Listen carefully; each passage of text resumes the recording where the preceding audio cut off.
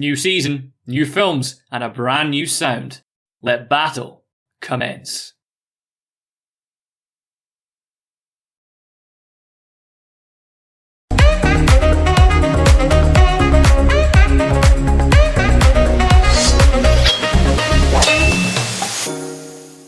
A dramatisation of the disaster in April 2010 when the offshore drilling rig called Deepwater Horizon exploded, resulting in the worst oil spill in American history. We're back, baby! We're back! We're back, and we're back with a bang because our first theme of our Battle Royale season was disaster movies. So, joining me this week, we have our two combatants of Heat 1. We've got Andrew Grayson and Greg Shackleton. We've got my co-host, Mr. Paul Stirrett, and our guest this week, one of the best guys in the business right now, one of the most positive guys in the business. It's always good to have you on. Great to speak to you, Gordon. Welcome to the show. Thanks, guys. Hi, everyone.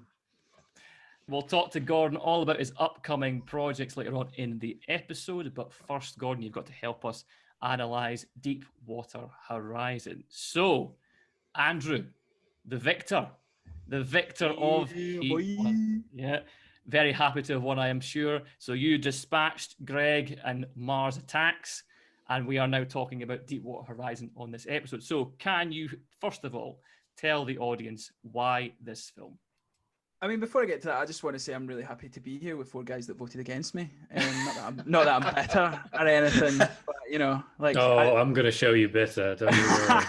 I mean, to quote another movie, like, why can't we all just get along? That was my thoughts when it came to this. But no, the reason I picked Deepwater Horizon, when we got disaster movies, my automatic thought was like Independence Day, Twister, all that kind of stuff. And then I remembered that I'd seen Deepwater Horizon a few years ago.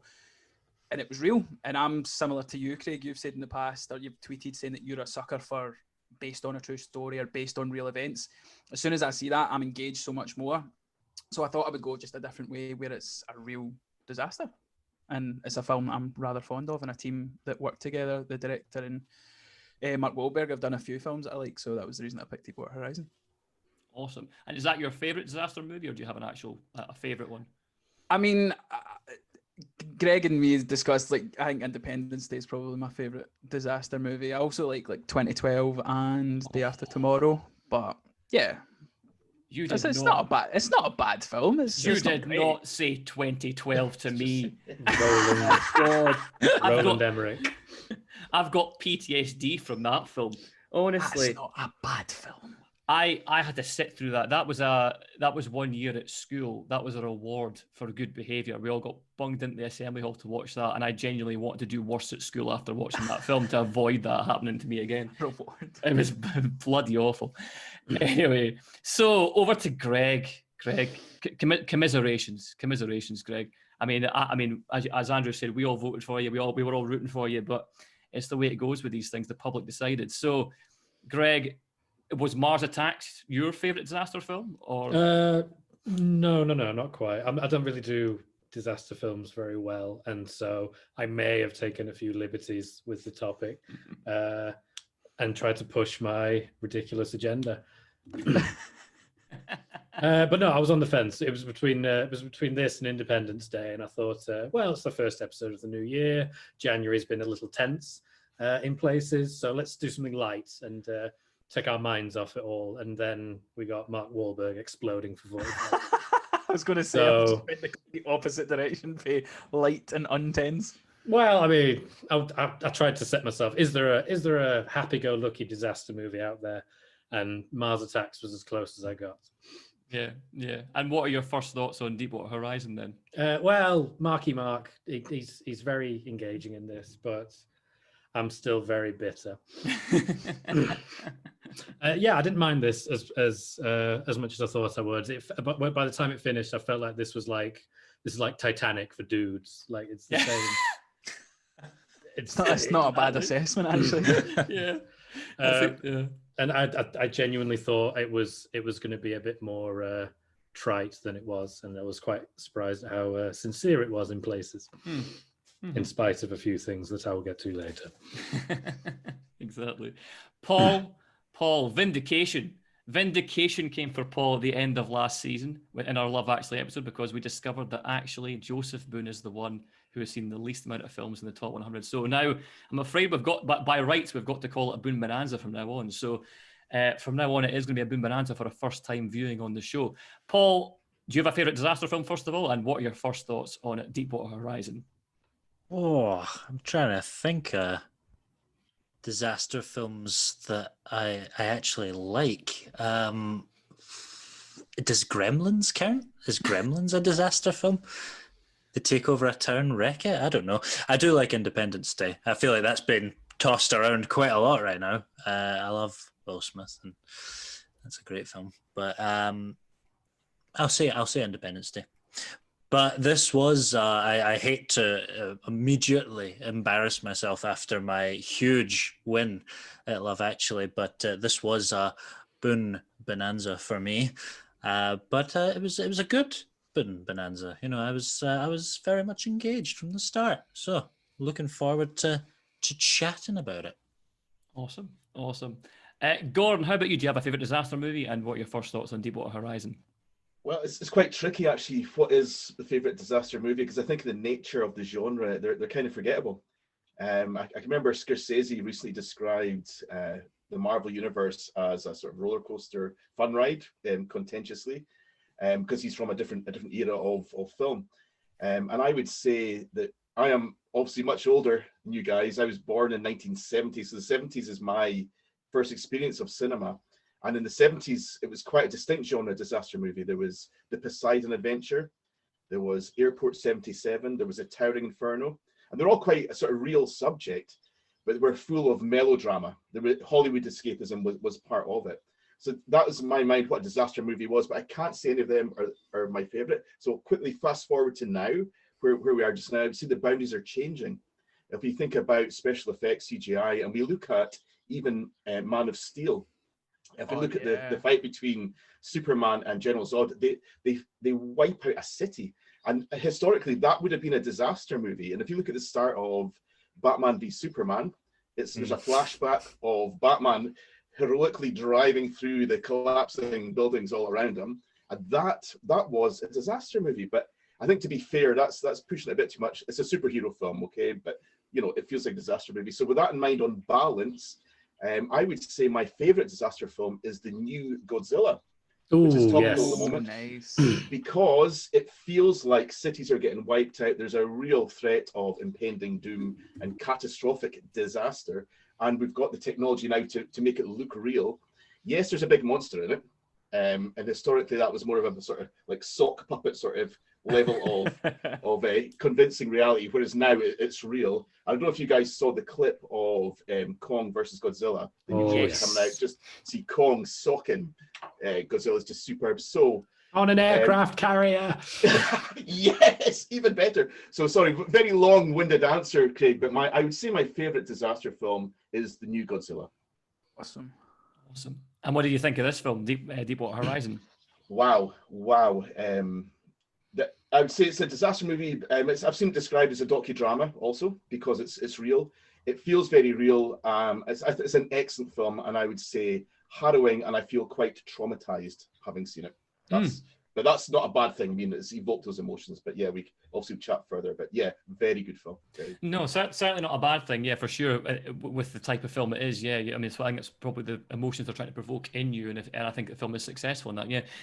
I was struggling with the disaster movies, and I mean, I've posed the question myself, but I've been thinking away, and I've been scrolling through Google and stuff, and I'm just thinking, I don't think I've seen many disaster movies at all, and not through like any kind of aversion to the genre. Like it's not like horrors where I'd like just avoid them. Like I don't have anything against them, so but for some reason I've just not seen that many of them. The one I came up on was Black Sea with Jude Law, where he tries a Scottish accent. Oh yeah, I remember. It's not bad. I think I watched it on a plane to LA once. So, but that's it. That's all I've got. Like any other film that I was kind of thinking of, I think I'd be pushing my luck with as Greg was saying, with the genre and whether it actually would be a disaster movie or not. So yeah, I'll go with Black Sea, but yeah, very soft, suggestion. Deepwater Horizon, though, for me, I think. I mean, as Andrew was saying, if you've been following us on Facebook and Twitter, I'm a sucker for a based on a true story. Like any kind of film like that, I'm in straight away. all you can do is lose me from there in these types of films. So I think the film is worthy of its 7.1 rating on IMDb. I mean, if I was to give this film a rating, that's what I would give it. We're going to go through the film and analyze it based on the formula of a disaster movie and how well the film hit it, or did they miss it in the certain aspects of that. And I think for me, it's very much, sometimes it hits it very, very well. And there's bits of this film that I absolutely loved and thought was done very well. And I think there's bits of the film that maybe missed the mark a little bit with the aspects of disaster movies that you'd want to see. So, yeah, I think 7.1 for me is a good rating. I think I really enjoyed the film, but there were bits in it that I thought could have been done a little bit better, for sure. And we'll talk about that as we kind of talk through the film. So, as mentioned, we have these formulas that we have for disaster movies. We've got the introduction, the backstory, getting to know the characters. From the filmmaking point of view, you want to start caring about the characters, or getting the audience to care about the characters. Then you've got the foreshadowing, the trying to build the tension, trying to let the audience know that something is about to happen, something terrible is about to happen. Then, of course, you've got the actual event itself, the disaster, the carnage, the fight for survival. And then, of course, at the end, you've got the aftermath and what comes next, the fallout of this disaster, if you will. So we'll start with the introduction. We'll start with the setup, introduction to all the characters. So I'll come to Paul first. Paul, how well did you think the film executed that part of the film? So, introduction to the characters, I thought was pretty good, because I thought it set up 3 different takes on the film. So you've got Mark Wahlberg immediately waking up with his family, he's in bed with his wife, he goes down to meet his daughter, and then there's that very, very subtle foreshadowing with the little bottle, and it's overflowing. So that's set up straight away, this is a family man, he's going off to work, they're away for, 21 days or something, and then so he's not going to be at home, and his whole thing is, I'm going to be coming back to see you. And even throughout the whole film, he is still FaceTiming or Zooming, or whatever you want to call it these days. But he's calling back home to his wife, so there's always that thing. His whole arc is he's getting home, at least in terms of this, the film. With Gina Rodriguez, who I immediately put down as, it's Ugly Betty. And then I realized, no, it's not Ugly Betty, it's Jane the Virgin. I was like, damn it. But I was so close. But straight away with her, I believe it's always a relationship with technology, because she does have a boyfriend at home, but her more thing is, immediately she leaves and her car breaks down. She's like, what's wrong with this? And even when they get to the rig, it's, all they're talking about is the parts of the car. And then when finally it comes to it, she's responsible for driving the oil rig. I had no idea it was a boat. I thought the struts went down into the ocean. I'm actually glad that it totally blew my mind. I thought that was how oil rigs worked. So I learned something from this film. Not all oil rigs. I'm sure. I'm by no means an expert, but I thought Gina Rodriguez, her whole arc is learn to overcome this sort of technology problem, or the problems, obstacles that would come in her way, and that's eventually what she does with the oil rig. And then finally with Kurt Russell, straight away he's chatting with BP, and he's wearing a magenta tie, and that just pisses him right off, because it's like, look, that's like the worst color. I don't want to see that color. I mean, you work for an oil company, why would you show me that color of tie? It's infuriating. And anyway, so he goes, and they get on the helicopter. Immediately a bird hits the helicopter, bad sign. And then he's like, why is that boat there? Why is that boat? It's immediately picking up on like all kinds of bad wrongdoing. So his whole arc was the safety of the entire crew. And he's like, why is this happening? And then they're having all these, what I'm sure were important conversations with a chopper. So it's like, where? Yeah, who let? What? Yeah, oh, okay, I'll go in. So, yeah, his whole arc is definitely around how the safety of people around him, and to his credit, he does do everything right. He is very. You can see why people follow him. So I thought they introduced him really well, and then they obviously give him the safety award, and John Malkovich comes in and just ruins everyone's day. And that I just quickly about the sort of cast as an ensemble when they get to the rig. One of the best things I thought this film does is show you how they all work together as a team and know each other and show their relationships. Because that for me anyway, that was the best part of this film, is just seeing how these people interact, because they obviously know each other very well. They're on the rig for weeks at a time, and so they obviously will know each other very well. And I got that impression straight away from the film. So that was one of my favorite parts, and particularly I liked it when they were standing up to John Malkovich, and he's like saying, "Oh, you're a bunch of scared cats," and he's like, "No, I'm even now, you're like several executives above me, but I'm gonna phone up Kurt Russell and ask if it's all right, because this just doesn't fly. I do not want to piss off Kurt Russell."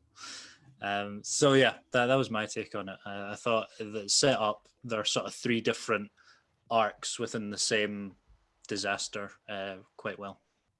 Awesome.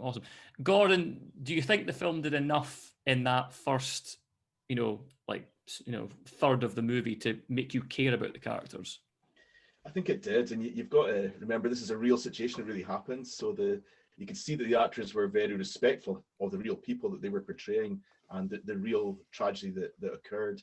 I think it worked really well. I have to say that Kate Hudson completely broke me.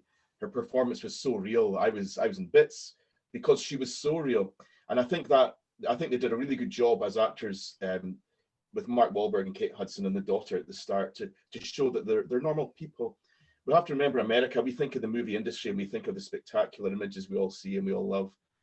But if you look at Los Angeles and New York, it's a 6-hour flight coast to coast. There's a lot of America in between.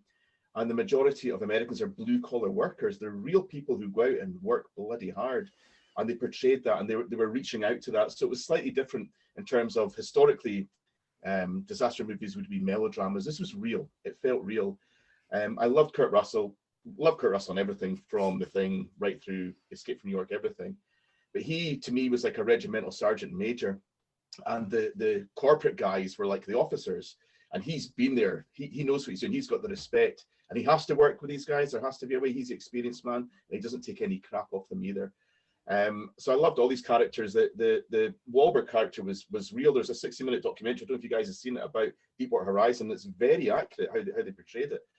My only slight reservation, and this is a movie, it's not a documentary, was the BP bad guy, Malkovich, who was kind of a wee bit as well, I really am a bad guy, and he kind of slithered into Mark Wahlberg's workshop, and Wahlberg gave a very real sort of reaction to him. He wasn't having any of this crap. He was very sort of political. But I guess if you've only got a couple of hours to tell a story, you've got to make these clear. I don't think he overdid it at all, but I think he had to be the personification of corporate greed, and he certainly portrayed that. So yeah, in a short space of time, I think they did a really good job. I think Gordon and Paul have kind of hit the nail on the head. I really agree with Paul in the sense that I think the cast as a whole really did show that communal kind of workspace, that they knew each other, they were friends with each other, they had in-jokes, they had bets, they had things like that. So that kind of made you care about these characters and what they were about to go through, what was inevitable to happen. I think the other thing as well that Gordon mentioned was you need to put a face to a quote-unquote villain. But then when Greg mentioned the Titanic thing, I agreed with that, because even if you get to the end where you see John Malkovich's character getting onto the boat, it's also quite reminiscent of what's his name, the bad guy, the guy that carries the Wayne onto the Titanic boat. But Mr. yeah, Tough. Yes, I think the two guys have nailed it in the head in terms of the characters and stuff like that.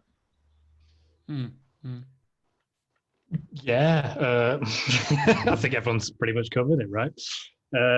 All I can really add is I think it would have been super easy for them to go down that more melodramatic route of the big bad administrative type who just doesn't understand what it's like to be out there with the working man, and Marky Mark's there with a vest and a giant spanner, and they're just working hard. And John Malkovich is there going, we need more stuff. And it's like, it's dangerous. Like, it could have been so easy to turn this into like a discount Armageddon. And then, granted, Malkovich is always very intense in everything that he does. But it's hard to, where do you draw that line between over dramatic corporate greed and the news and the decisions that happened that legitimately led to people having to deal with all of this? So I'd give it a solid 8 out of sure, whatever. You definitely have me considering whether or not this is too cartoony or not. Interesting. I think just one of the things I remembered with Kurt Russell that I really liked was that he actually orders a safety test. And I'm like, imagine a disaster film where they're actually testing for the thing that happens. It's like, which is why it's obviously it hits more, because I'm sure they done that in real life, is actually, testing for this thing that could potentially destroy the whole rig.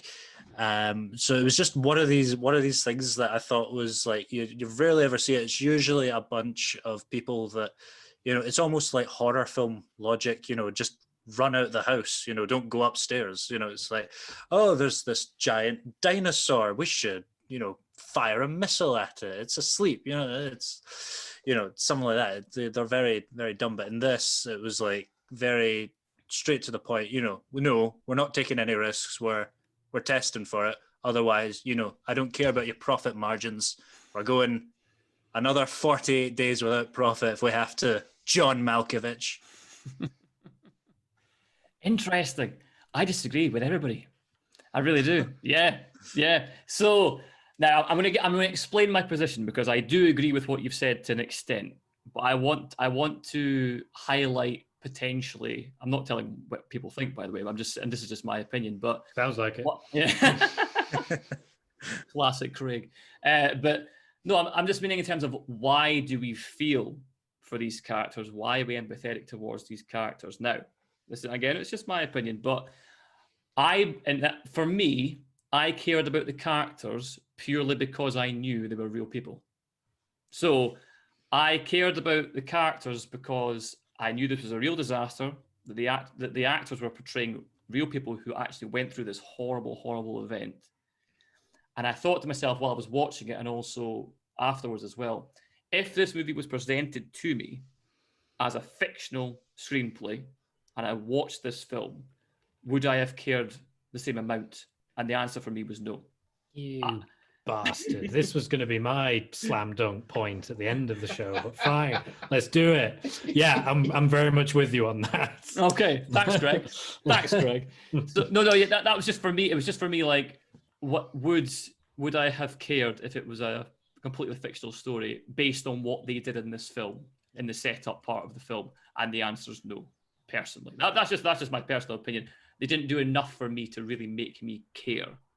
And for me, this is the part of the film that kind of just slightly missed the mark. But you obviously all agree. That's totally fine. And that's what happens in these discussions. We disagree on these things sometimes. I think that's a fair point, to be fair, Craig. But that's the beauty of the words coming up on the screen based on a true story. Because as soon as you see that, that's it. Immediately, you're like, right, I'm invested because this actually happened. Yeah. So you do get, essentially, it's a skipping of what exactly what you're saying. Like, you don't get maybe as much background that you need to care about these characters, but you essentially get to skip that level because of the based on true events. Maybe for me, it was a question of like how cynically do you want to analyze some of these scenes that they're giving you. So like it's like with the John Malkovich, like how cartoonishly evil were BP when, well, it's British Petroleum. So like for instance, when the film opens and it's Marky Mark and what's her name again, Kate Hudson, and they're just sat in the bed and having a nice, very human conversation. I'm like, oh, this feels legitimately real, yada yada. And then 2 minutes later, like, oh, it's very important that we need to have we need to show that Marky Mark still fucks, even though he works on the oil rig. Like, he's just like me and you. And I'm like, did we really need that, Mr. Director? Like, I get it. You have two very attractive actors here. Like, is this important? Like, for what you're trying to say and create here, especially when before the film's credits even roll, you have audio saying like based on true events, and you have actual audio from the actual interviews with the cast. And maybe that was the first line in the audio that the guy says. He got up in the morning. He had I mean, maybe it was got the helicopter. I think the director's very good throughout all of this. The nice little moments that just sort of like punctuate a scene here and there. So you've got like Marky Mark and his daughter, and that whole scene explaining with the can, and that's great visualization. Sorry. And you've got like him at the very end when he's like he can't take his shirt off and he's just sobbing on the floor of the hotel. Like that's a great little like, oh shit, like that's legitimate moment. But they're just sort of sprinkled in throughout, and I came away from at the end just the whole picture feeling a bit lacking. But I mean, that depends on what lands with you more than anything. Like for me, I've just got a note here that just says fucking jump scare birds. Like they didn't need to do that. And it was cool when you see a bunch of birds getting hit by the oil. It shows you like the scale of the explosion, and oh shit, it's everything that could possibly going wrong is going wrong. But on the other hand, Mr. Director, you've just had a very loud noise come at my head in the middle of a very tense scene where I'm like, oh my God, all these men, what the hell is going to happen? Bird! And there's a bird! And it's just, and it felt like it felt like it was a cinematic device that was beneath the moment and the severity of the tone and of a biopic. Like imagine a jump scare in in Schindler's List, for example. Like it's like it feels cheap. Very different movie, innit? Yeah. Oh, absolutely. But I mean, I would first like legitimately serious movie that came to my head. Open the door and there's just a Nazi there, like, because on the one hand it has to be taken seriously and respectfully, but on the other hand there's like cinematic language that has to be used that sort of just show escalation, tension, etc. And I think jump scares and like Marky Mark's ass, I didn't need that in this. Personal preference. Yeah. So we're kind of dancing around the next point, which is the foreshadowing, which is in the film. Like, for example, the bird at the start hitting the helicopter, and you know, as Paul already brought up, which is the bit I really, really didn't like, was the daughter's science presentation, which is just like, this is what's going to happen. Honestly. So in terms of the foreshadowing, for me anyway, this was the weakest part of the film, I thought. It was very clobbering over the head. This is what's going to happen. When, again, as we've just been talking about, it's based on a true story. We know what's going to happen. So you didn't need all that very overt exposition. I thought it was very, very in your face. I mean, I was just waiting for like a neon sign on the wall saying, this is how many days we've been without an accident or something. I was just waiting for it.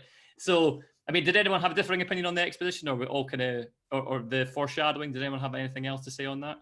I think the can of Coke was very much in your face kind of thing, where it was, and that was what I loved about, not loved about that scene, but I found quite laughable, like the amount of juice in that can of Coke. It went on for a good solid 40 seconds before it kind of panned away.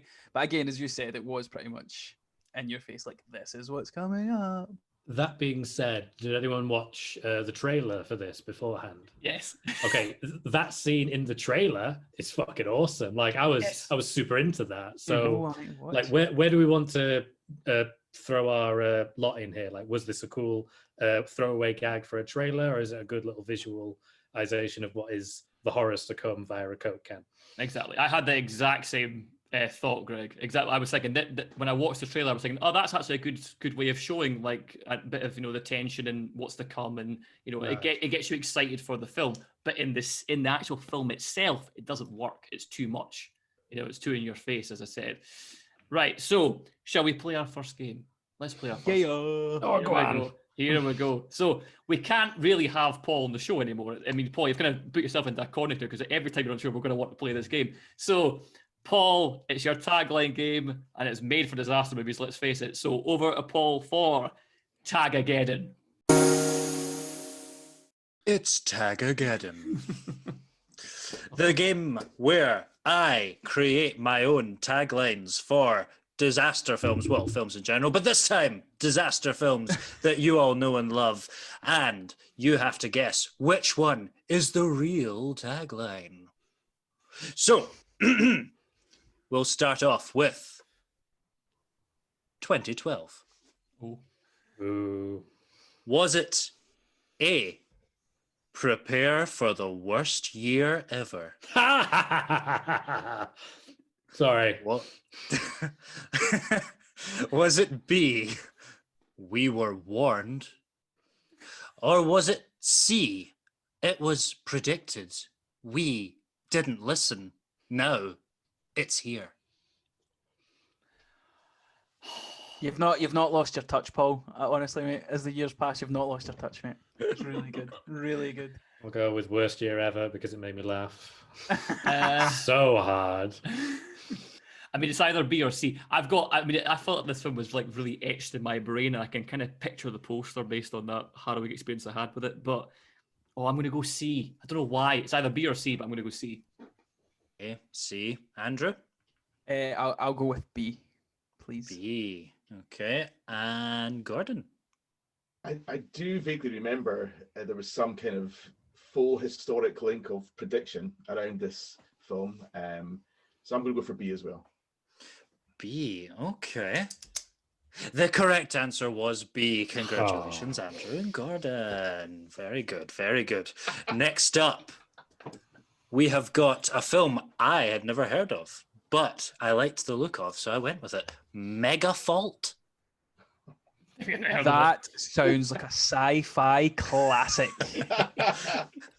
Mega Fault is a film about a giant earthquake. So that's all the backstory I'll give to you. So, is it A, the world is cracking and there's nowhere else to run? Is it B, a crack in the world has started, we have 24 hours to stop it? Or is it C, the biggest crack you ever did see?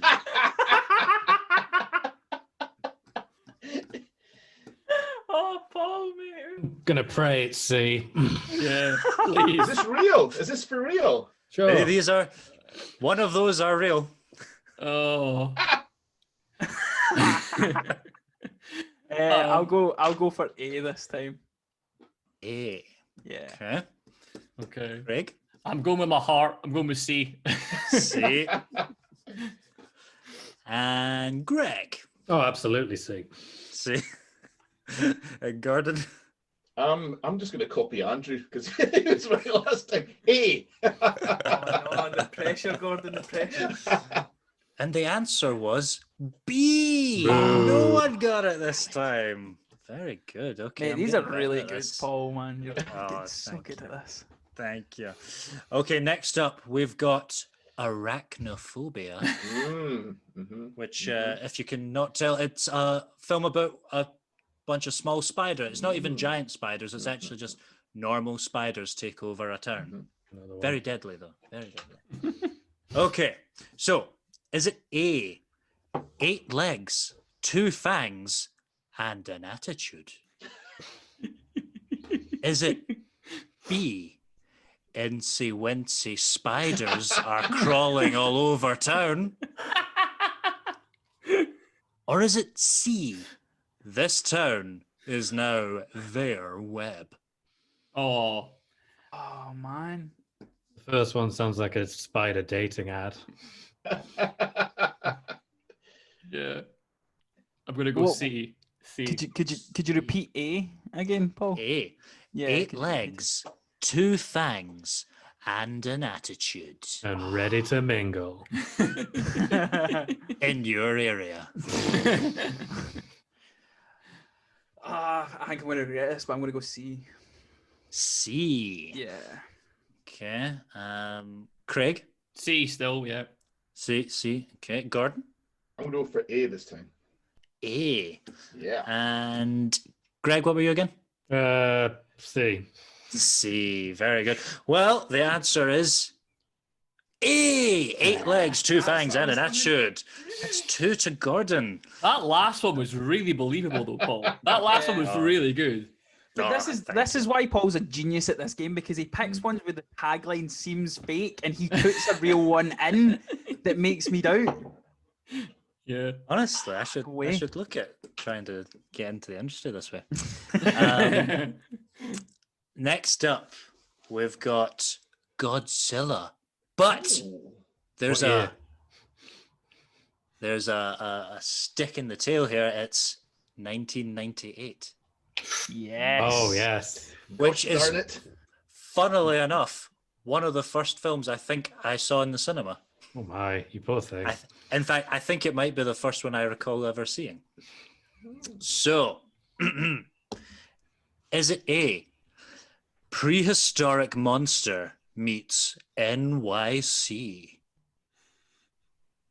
Is it B, Big Lizard, Big Apple, Big Trouble?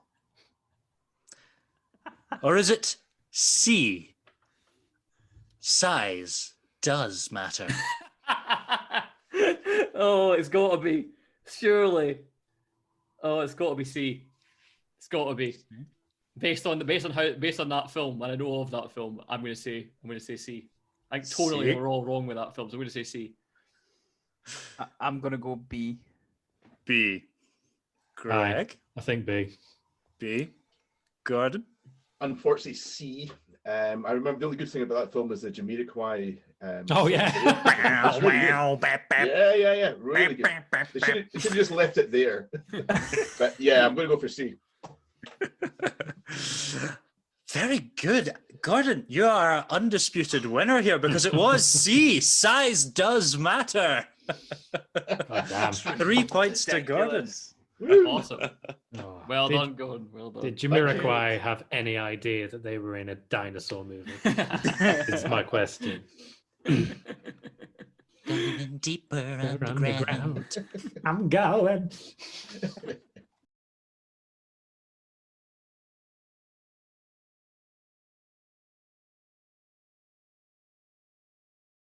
Let's get back to Deepwater Horizon. So, here we go. Carnage hits. Disaster strikes. Fighting to survive. It's the main crux of this film. Of any disaster movie, this is what you're there to see.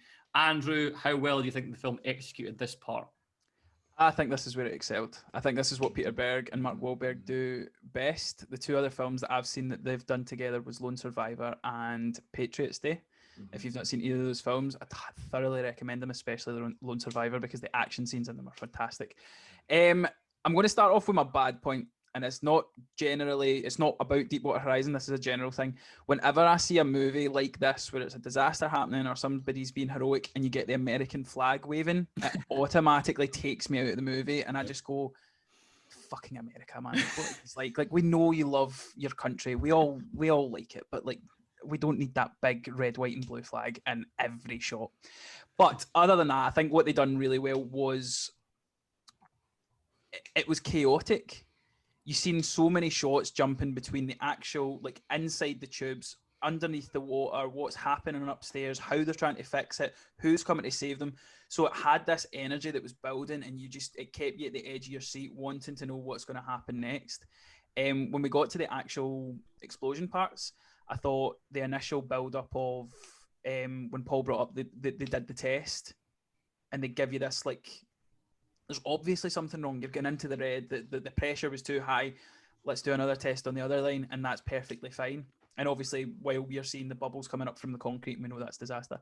But then when you get the actual mud coming out of the pipe, it's this slow build, and then it hits. And from that point on, there's no stopping. It just gets bigger and bigger and bigger.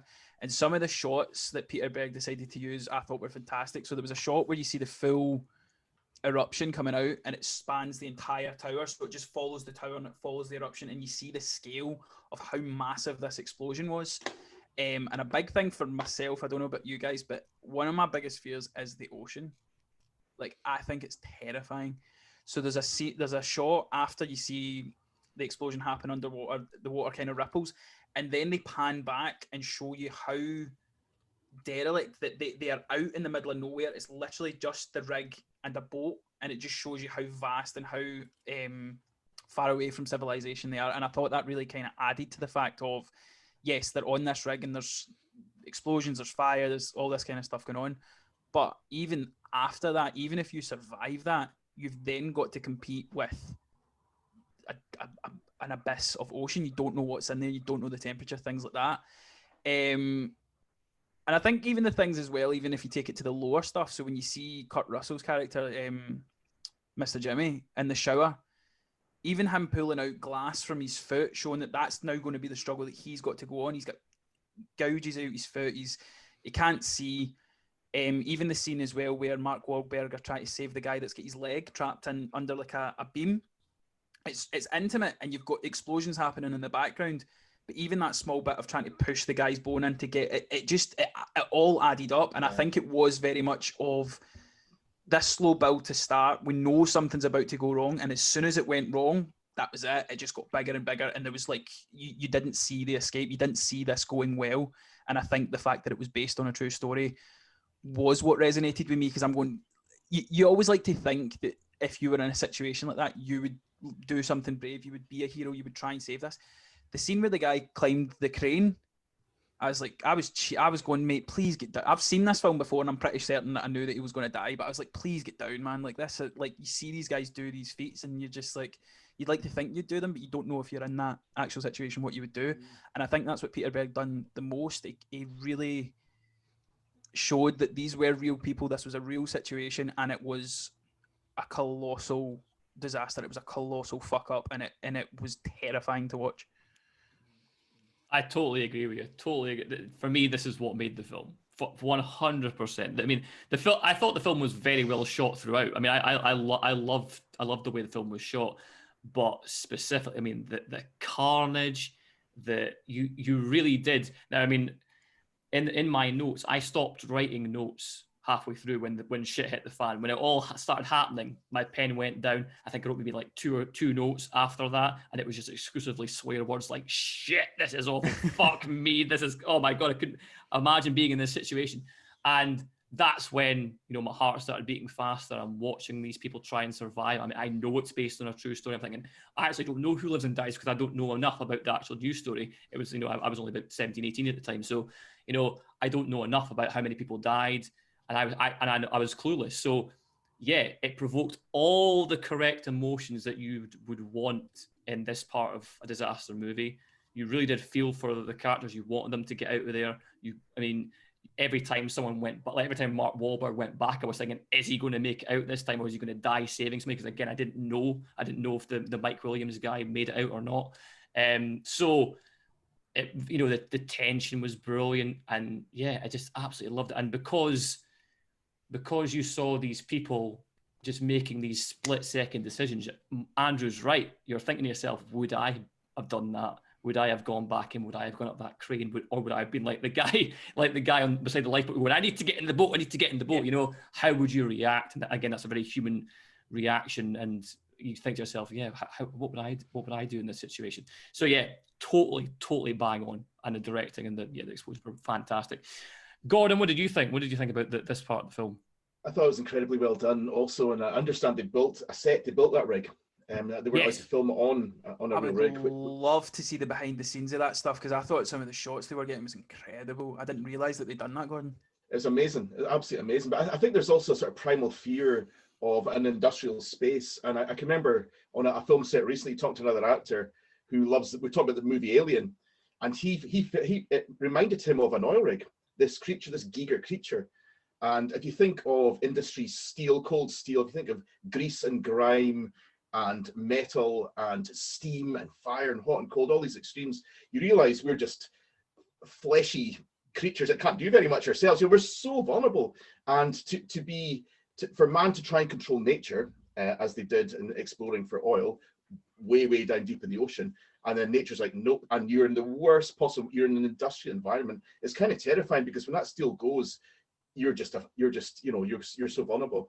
Another point I thought was really good was how accurate it was, that Mike Williams was the chief electrician on the rig, and he was in his workshop, and that big steel door did blow in and it did pin him down. So that's from his testament. So although it's a film, it wasn't a documentary, they have to make it engaging for an audience. They kept it very real, and just try to sort of find your way out that we could relate to that, the sort of fear of that. So yeah, I thought for all these reasons it was really well done. Mm-hmm, mm-hmm. I think part of the why it's so good, this part, it is, you're right, because it was real. They built it. It was real. It wasn't on a green screen. It wasn't. Yeah. It was practical. Those actors were standing on that set. It was built to be like an actual oil rig. You had Mike Williams on set advising, and all those little details, like just making a little bit more of an effort to get this right, it has that bigger impact for the audience, because you're in it. You're there. Yeah. You feel that it's actually happening. And I mean, there was at times where you do feel like you're actually there almost, because it's so immersive, especially the scenes where Mark Wahlberg's like going through underneath all the stuff, going through the corridors, trying to find Mr. Jimmy. And, you know, those kind of scenes, like you feel that you're there with him. So it's just very, very well shot. Greg, Paul, anything to add on the carnage? I think straight off from the bat, one thing I loved actually, shots wise, is that when the mud and then the oil subsequently starts pouring out at first, and like the room's just filling up, and they're like going, what the hell, you know, like, shut the tube, and you know, and then you've just got John Malkovich just covered in his own greed. And I just loved that. It was like a good.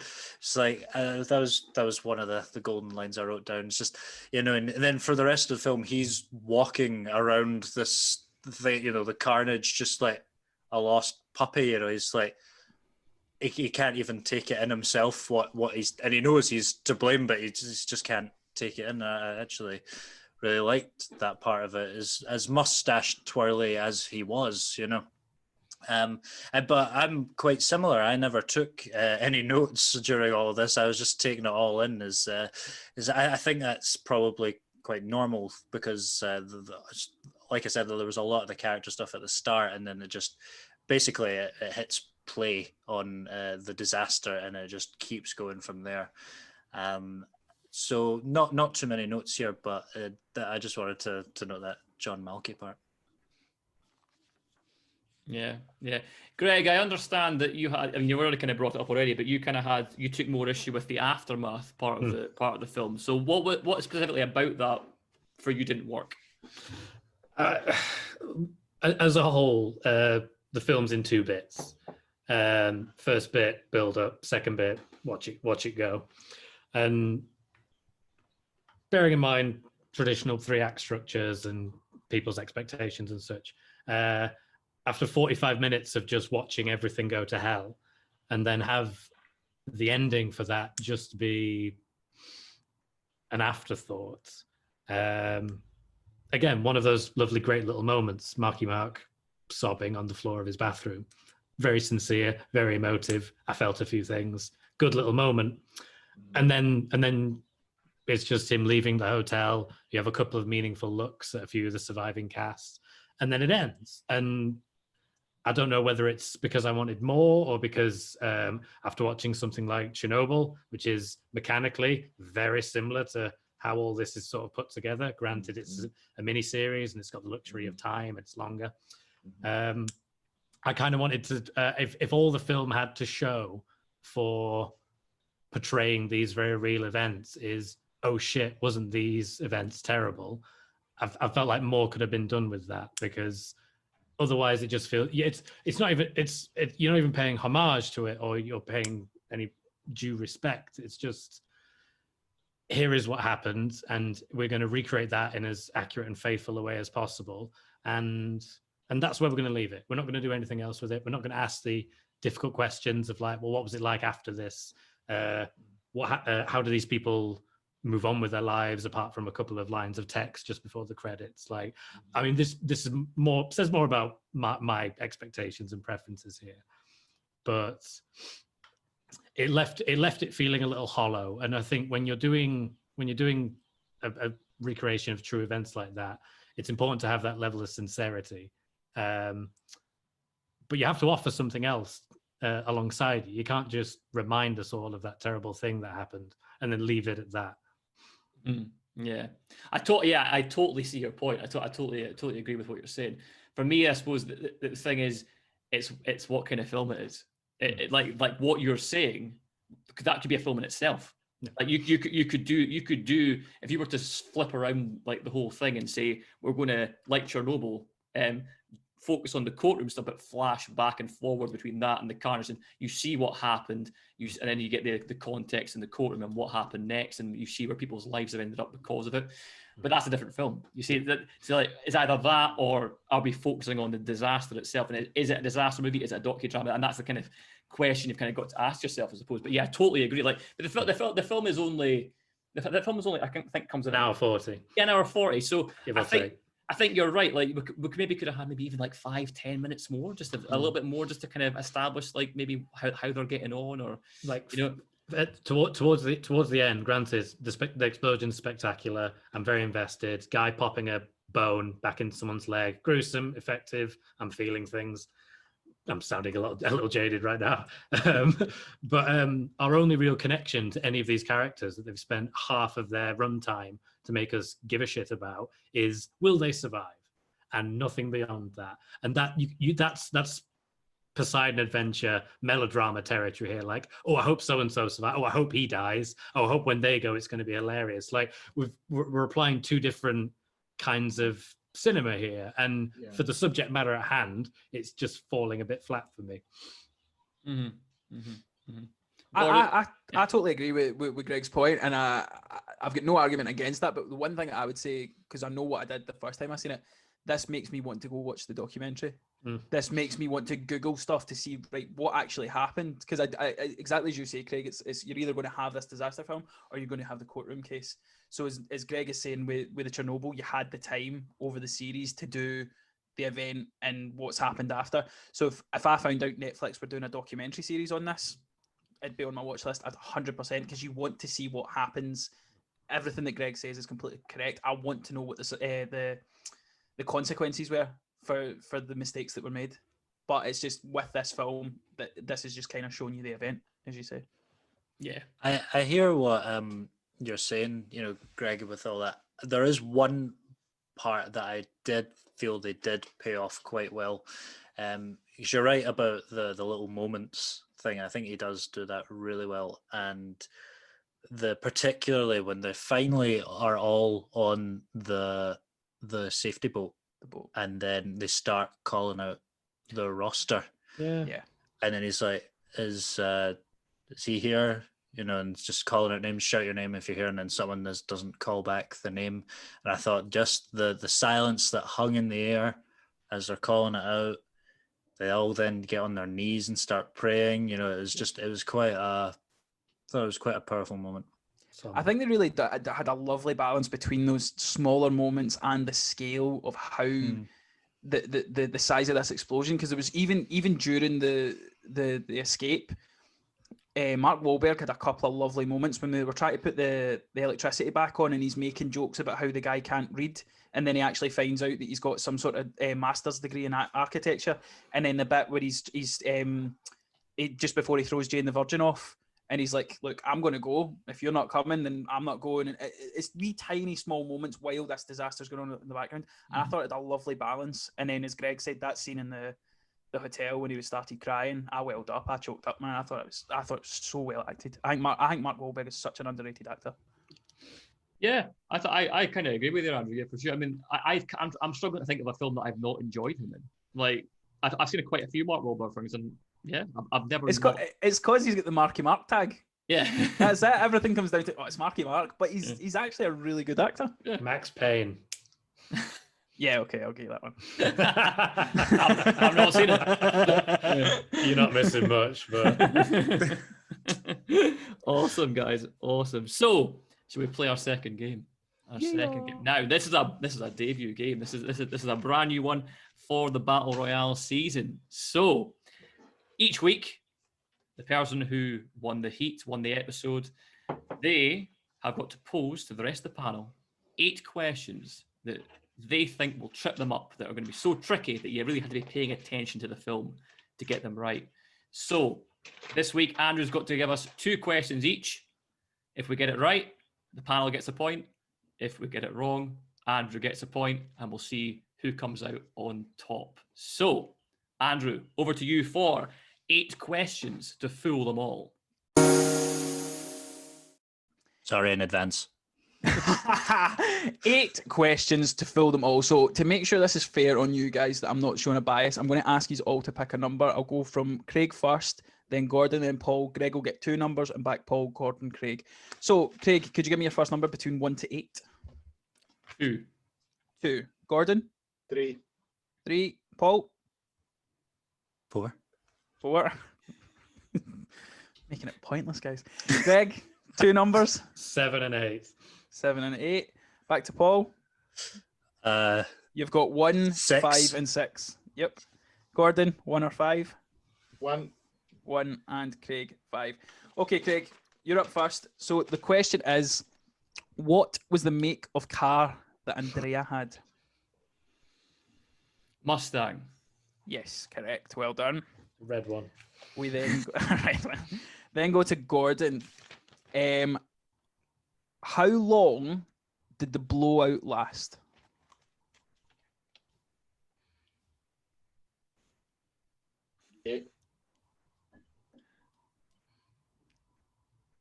Quickly Google. Oh, sorry. I was right. Sorry, You write it down. I was right. Sorry, 2 days. 87 days the blowout lasted. I remember. So that's 1. Yeah. It's the visual medium, Gordon. With I would never, ever do anything of the sort. Paul, we now come to you, mate. How many days behind schedule were the team on the build? Oh, was it You get this right, Paul. I know that. 48? Oh, it was 43. I knew Oh, that. fuck. So close, mate. Do you know what the funny thing is? See, when Craig was talking about, I was waiting on it, like how many days until something went wrong. I was like, oh, he's going to know that question. Because that was the part where you walked by and it was 43 days. We're now at Greg, number 7. After the disaster, when we see Mark Wahlberg walking into the hotel, he's wearing a jumper. What is the team on his jumper? I'll even just take the animal. Thank you.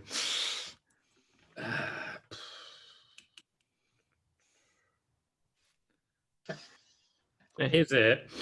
Come on, you've got this. Is it the 1996 hit film Mars Attacks by Tim Burton? It was close. It was Close. the LSU Tigers. That was my second choice. Staying with Greg, who was the first name called out who didn't answer? He says it like 7 times. And it's the first name on the list at the end. Is it star of the 1996 film Mars Attacks, Jay Fox? No. No? His name was Jason Anderson. Oh, Jason Andrews. Yeah. Okay, Paul, back to you, mate. Number 6. What is the runtime of Deepwater Horizon? Okay. The Like guys in have gave you a minutes? big I've hint. literally said it. Like in minutes or just like an hour and something? An hour Seconds. and however many minutes. I'll give you that Oh, much of boy. a clue. It's not 2 hours long. An hour and 40. We're a podcast, 6? Paul. 46 minutes. Do you know what, Paul? I'm gonna give you that. It's 1 hour and 47 minutes and 7 seconds. So I'll give you that. You were only a minute out. We're now coming back to Gordon, number 3, number 1, sorry. There was an alarm system that had 3 settings. If you can give me 2 out of the 3, what was it for in detection of? What did the alarm detect? There was 3 different ones. If you can give me 2 out of the 3, you get the point. Pressure. Gas.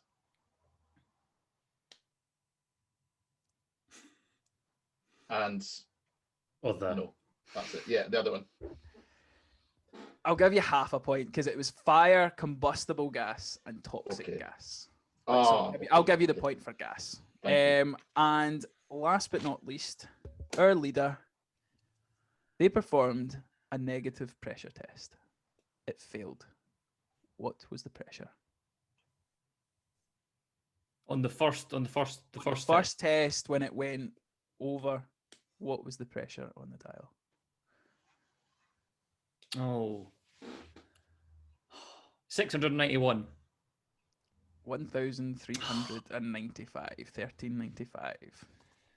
Yeah, good question. That's a good question. Thank you very much. Yeah. And that is us for 8 questions to fill them all. I do believe you got 3 points and I got 5. How many did I get? Mate, you got all the points. You got all the points. I love the dedication to your film. I respect that more than anything, to be honest. I'm made of points. Oh, well, that brings us nicely into our brand new segment, which is What Might Have Been.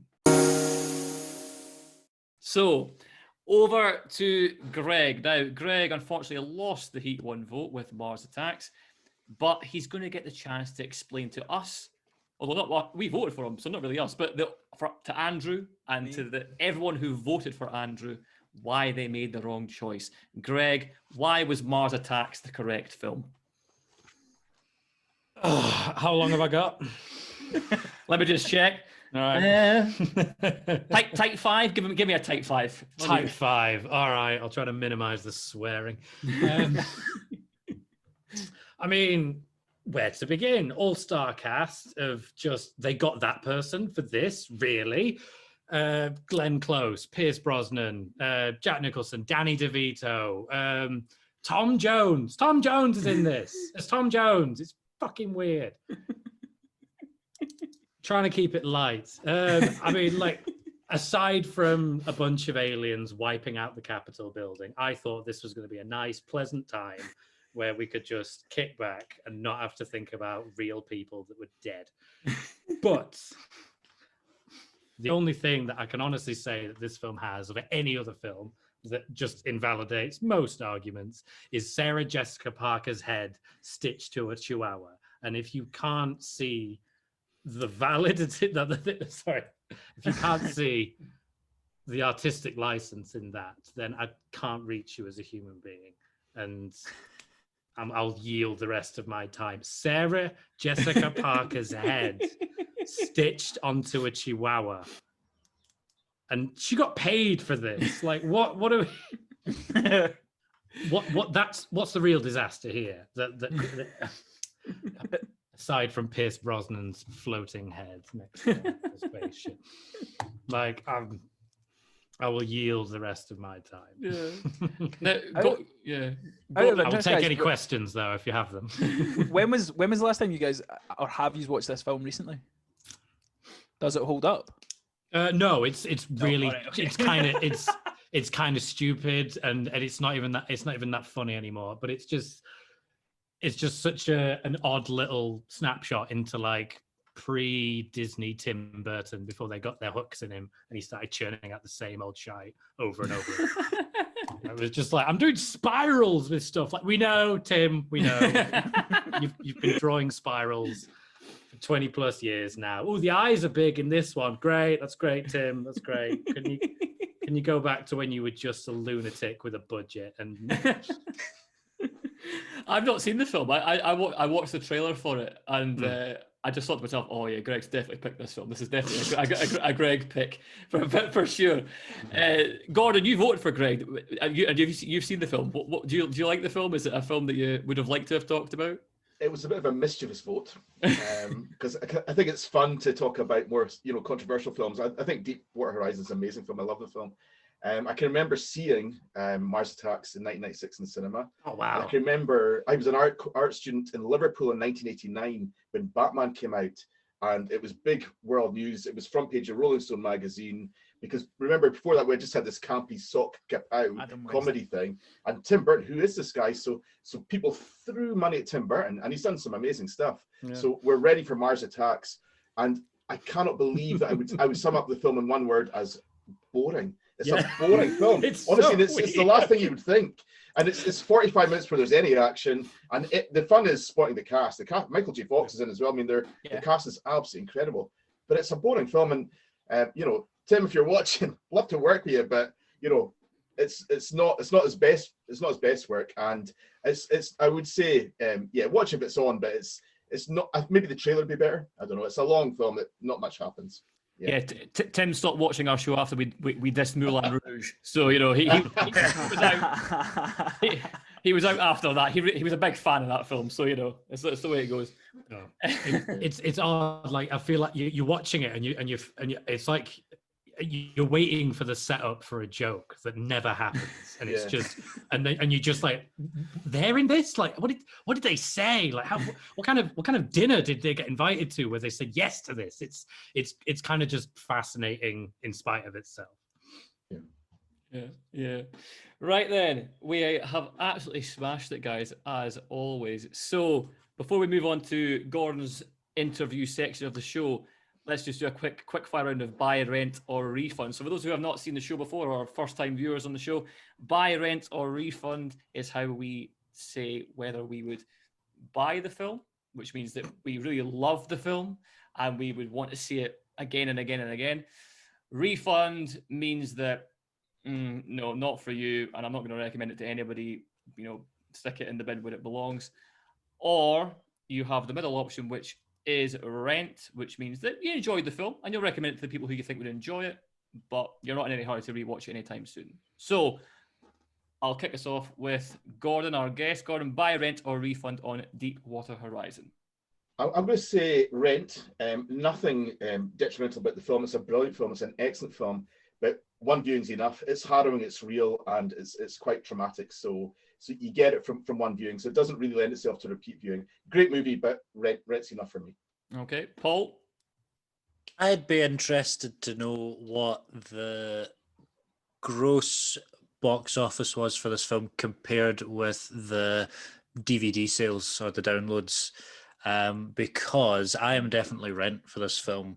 Along the same vein of what Gordon's saying, you know, I liked the film. You know, I thought it was a really good film.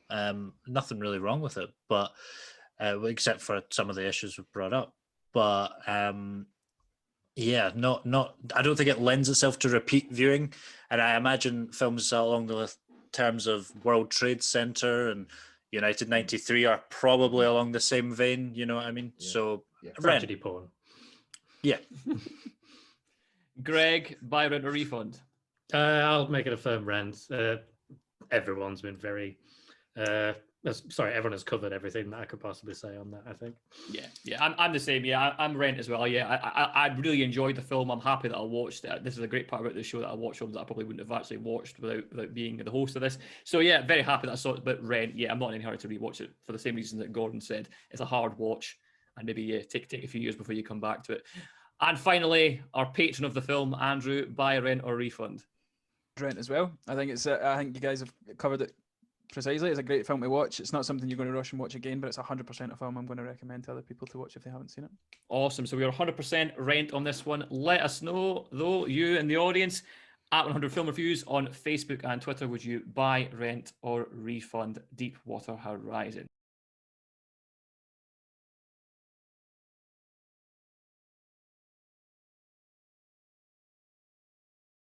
So, here we go. Gordon.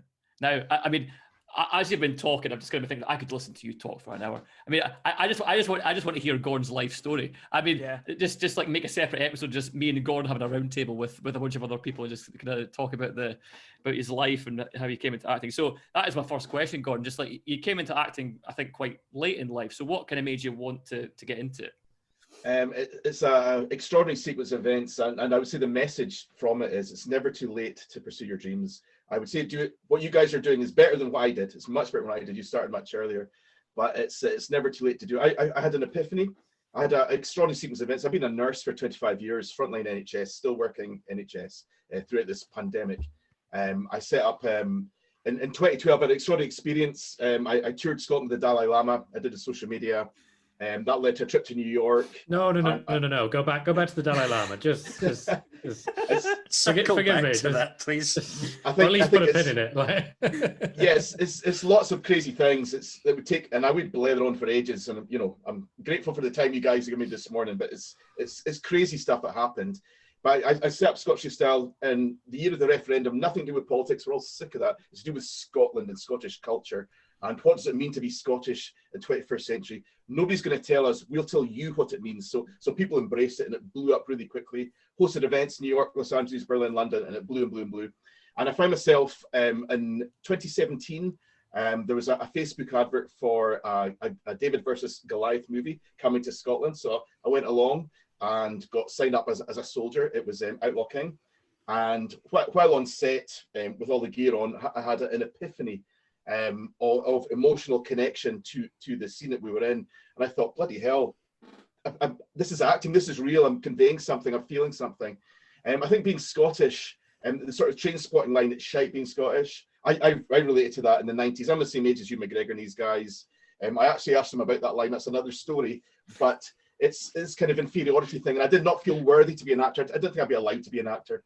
But I thought, you know what? I'm 47. Fuck it. I'm going to do it. So I enrolled for acting school, did courses. I met Craig. I spotted Craig earlier on. I knew that he was going to make it because it's more than just talent. It's drive. There's a lot more to acting than talent. We all see that. And then we did a diploma together, got signed by an agent, got various roles come up, and it started to happen. So it's, I'm a wee older chubby guy. If I can do it, then you guys can do it, and other young people can do it. And think back to your 15-year-old self, and what message would you give? You do not need the permission or approval of anyone to be your best self. You don't want to be stifled by anyone or anything. Get out there and do it. You've got one life, and enjoy it. And I found very, very briefly, sorry, I'm banging on Craig, but when I was a kid, I thrived in the realm of imagination. When I first stood on a film set, I stepped into that realm. I didn't realize the realm was a real place. We've all been on film sets. We've all been in productions. You're walking into that realm. It's real. And you can convey human emotion, human story, tell stories. And also I could take 25 years of nursing and those feelings and have a cathartic release and exploration of the human story. So yeah, that's roughly why I became an actor. I fucking adore this man. Mate, I feel as if I could take on the fucking world listening to that. We may need to start a separate podcast to get through all this. Exactly. But honestly, Gordon, never apologise for banging on, Gordon, because honestly, as Andrew just said, like, I could listen to you talk for hours and hours and hours, and every time you speak to, especially people in the industry, we all get so G'd up and like, yes, come on, we can do this, we can make it. And it's wonderful. I mean, and as Gordon was saying, me and Gordon met on, we trained together. And actually, me and Gordon have a very, very similar, kind of background in terms of like getting into acting. Like I'm a teacher, and I had another career before all this, and I still technically am a teacher as well. And it was a case for me. I'd always wanted to be an actor since I was a kid, and it was just that case of like, I'm just going to do it. I'm just going to do it, and that's kind of been my thing. And I've been delighted to see Gordon just keeping on going and keeping on getting all these parts and stuff. It's been absolutely brilliant to watch, especially because he's such a nice guy. So speaking of which, Gordon, your projects. Firstly, you've got films Skinjacker and Dragon Knight coming up. Can you tell us what those projects are about? Wow. Well, yeah.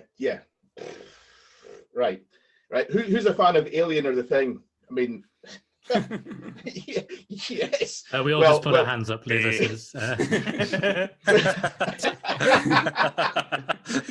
Well, and also, I mean, if we think of Scotland, what's unique about Scotland? We think of the Isle of Skye. And my friends from California, when they come over here, I go over there. I love California. I love it. I love Americana. Love the big cars, big trucks. Love the movies, of course. When they come here, what we have is enchantment. And the Isle of Skye is a global center of mythical enchantment. So take these ingredients, The Thing, Alien, and set it on the Isle of Skye. And there's a film called Skinjacker coming out. And I can't say very much about it at all. It's a sci-fi horror.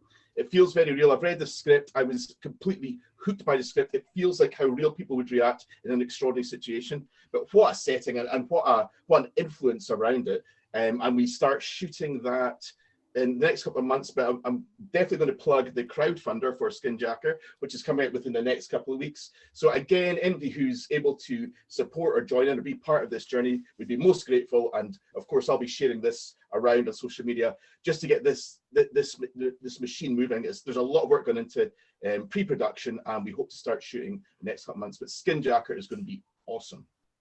Awesome. Yeah, and we'll definitely be promoting the crowdfunder on our page as well for you, for sure. Thank you. So, and also, Fantastic title as well. yes, Yeah. yes, Yeah. it's great. And you've already got the I was merch gonna on say, it. Yeah, the merch Great, is there. great swag as well. Very good. Awesome swag.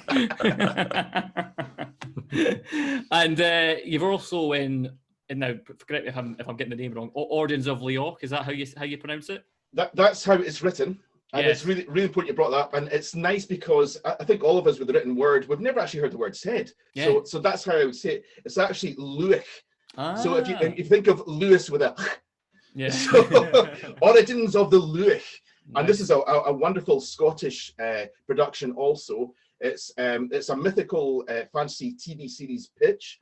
So it's Fraser Crowell's the director. He's created this amazing character called Effie Dwyer, who is a actress played by Ines Anderson, and she is Effie Dwyer. She is a badass hero, and Laoich is Gaelic for warrior hero through the centuries, and it opens the doors to going through time and all these mythical creatures. And we did a crowdfunder which did really, really well, and Fraser's about to pitch it to try and get a series. So the sizzle reel's nearly done, and he's going to take the sizzle reel, and he's done the series Bible. He's worked really, really hard on this project, and we'll see what happens with Origins of Laoich. But I think the best ideas you don't have to pitch too hard. People get it. Scotland, history, badass warriors, we're in. So there's a really good reaction so far. So what we've released. So hopefully the pitch will be successful, and we'll get a TV series, and hopefully that's more work for people in the industry in Scotland. Yes, and that is the main thing. That is we need to get more work up here for all these wonderful, talented people who work up here, and you can see how Northern Ireland are doing it, and making the most of all that, the industry that they're getting over there. So and we can do that too, because Scotland is so beautiful, as you were saying. The landscape, Isle of Skye, it's a fantastic place, and the fact that we're not utilizing all this wonderful, this country has to offer is just, and also the wonderful people here who really want to push on. And like there's people here like yourself, Gordon. Gordon, you're not going to go off to LA and and go to Hollywood and stuff. I mean, like you're here. You're a Scottish guy. You've got a family here. You want to work up here, I imagine. And we should have the capacity to be able to stay here and work here and live here. So projects like the ones you've been talking about they're so important, and long may it continue, of course. So where can people keep up to date with all these things going on social media and stuff, and yourself as well? Where can we find more information about yourself and all these projects? So if you're, I would say to all actors, get on social media. It's free and it's global, and we're all nosy buggers all around the world. So if you're in Hawick or in Brooklyn, the first thing you do is go on your phone first thing in the morning, have a wee nosy. We all do it. So actors, get on it. Get yourself in the forefront of people's minds. No matter how smart anyone is, there's only so much space in the forefront of your mind. So make sure you're that person that they think of when a role comes up. Get on social media. I run Scott Street Style social media. Origins of the Laoich is also on Twitter and Instagram and Facebook. And Skinjacker is on Twitter and Facebook, and Zoghog Productions, the studios, are also on Instagram. But yeah, just Facebook works. Facebook works. It's not just roller skating squirrels and pictures of cats. There is some, when you filter through that, there is some good stuff there as well, and there's some industry stuff there also. Awesome. Thank you so much, Gordon. It's been an absolute pleasure having you on the show, as always, and always a pleasure speaking to you. Thanks again to my wonderful contributors and co-hosts. We've got Paul, Andrew, Greg. Thank you so much for being on the show. Andrew, again, congratulations. We will see you in the final. I'm sure you're looking forward to that. Yeah, I hope I can count on all your votes this time. Oh, I mean, it's a tricky one. Like, but obviously the films have not been. I mean, will they've been revealed by the time this comes out? They will have done. So I'm going to make a bold statement. I think Gordon's going to vote for my film. just on what he spoke about today, I'm pretty certain. Yes. Andrew has been hinting at what he has picked, and you'll find all that out very, very soon if you haven't already on social media. Very easy to predict a rigged system, though. So I will have no involvement this time. And as I have said, I've defended myself. I love you, man. Oh, it's such One a of my good film. favourite films. oh, listen to him swear. and I- Jesus. don't worry. I've got all that backlogged up for the next one. Don't you worry. I'm going to be coming in pissing blood and vinegar. Don't you worry. I love the fact that even on this episode, you've admitted that Mars Attack doesn't hold up, and you liked my film, but you're still bitter. Well, yeah, because I thought we'd have a much lighter conversation about it. Like Right. I'm still getting over January. I don't know about you. No, I had to support Team Broseph on I Love You, Man. I had to. I just want to talk about it. It's just such an amazing film. So yeah. Anyway, you can talk about a controversial Paul on the next episode for sure. So we'll finish with a life lesson, but not a life lesson from the film, because we've got Gordon here, and Gordon is a man who has already talked about the biggest life lesson that I personally have taken in life as well, and it reminds me of a quote by George Eliot. It's never too late to be what you might have been. See you next time. I don't deny there's some strange evolutionary process going on, but mankind won't be destroyed. The fact that you and I are working here today is evidence of that.